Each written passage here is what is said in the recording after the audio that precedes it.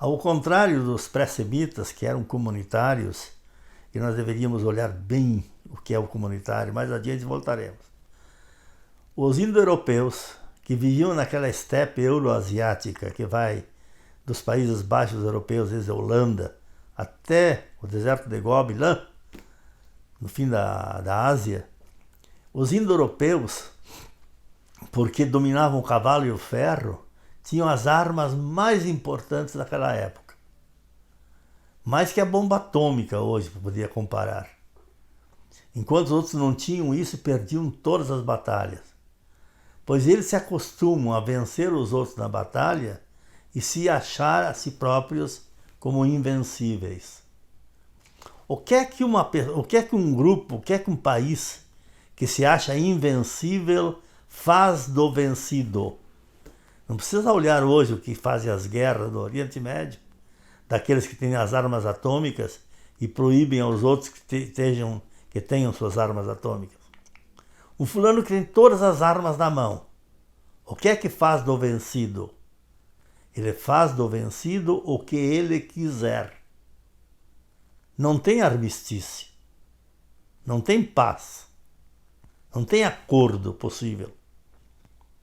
O que um indo-europeu faz diante do vencido, faz o que ele quiser.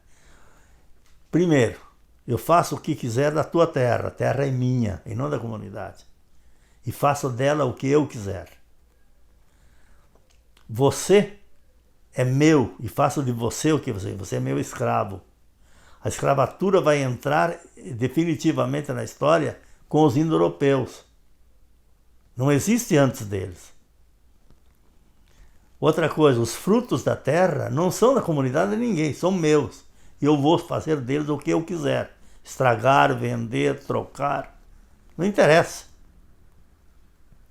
Outra coisa, a mulher é minha e faço dela o que eu quiser. Eu a vendo, eu a mato, eu a uso para ter filhos. Ela é minha. Veja, quem fala é um macho montado a cavalo, de espada na mão, cuidando do gado. Invencível. A mais um pouco. Eu sou eu. A vida é minha e faço dela o que eu quiser. Sim. O corpo é teu? Sim e não. Aí ele se apercebe de uma coisa, que o corpo ele não consegue dominar, que ele morre. Basta uma dor de barriga e se foi. O baita macho esse. O que acontece então? Ele acaba descobrindo que o inimigo do homem é o corpo. E que o homem é feito de dois pedaços. Um corpo e uma alma. A alma pela qual o homem pensa, decide, etc., é um princípio imortal. Veio do céu, caiu lá de cima. O homem era um Deus que caiu do céu, caiu na lama, se enlameou, e essa lama é o corpo, que ele tem que soltar, desvencilhar-se do corpo. O corpo é um mal para o homem. E tudo que é corporal é mal. Não é só o sexo. O corpo tem fome, tem sede, é fraco, morre, tem anseios, imaginações. Isso tudo tem que ser eliminado. Para eu dominar o corpo, eu tenho dois caminhos. O indo-europeu nos ensinou isso. Primeiro, a educação. Eu educo músculo por músculo para que eles me obedeçam. A ginástica, as Olimpíadas, para demonstrar aqueles que mais dominam o corpo. O domínio sobre o corpo, para que o corpo me obedeça. Depois, dominar a imaginação, através de uma ciência, da matemática, da lógica. Então, eu, ao invés de imaginar, de querer, de sentir, que eu tenho que abolir porque isso é corporal, e a mulher é uma tentação para o homem, porque ela chama o homem para o sexo, para a vida, para o desejo.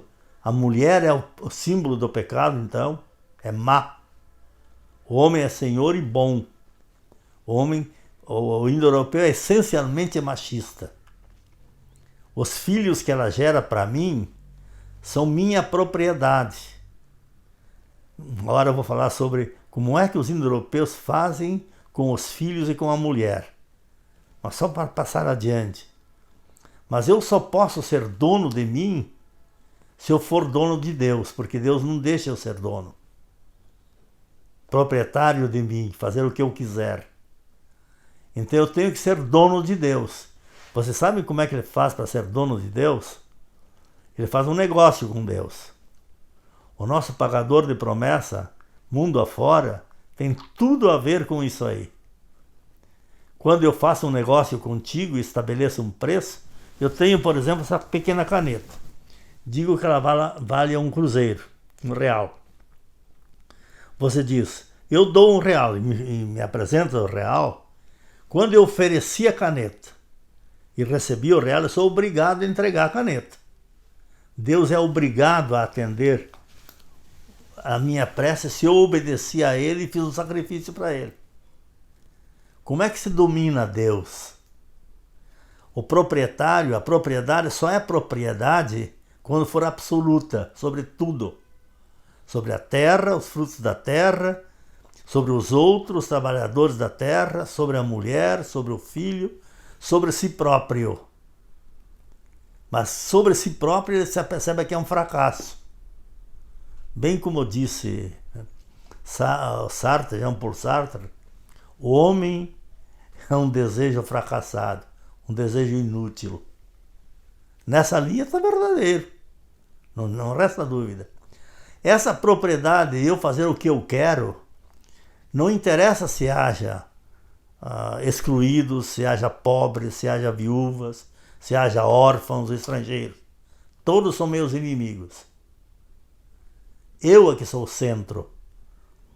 E então começa na economia, na política, na organização social e religiosa, um esquema de organização da humanidade, vinda dos indo-europeus e combatendo os pré-semitas, que vão se organizar centralmente nesses povos que mais adiante a gente vai falar, quais são as civilizações propriamente indo-europeias.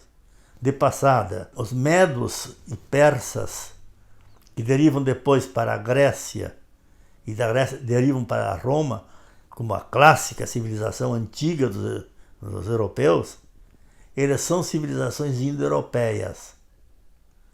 E como civilização indo-europeias, vão ver depois como é que eles moldam a história. Muito obrigado, hein?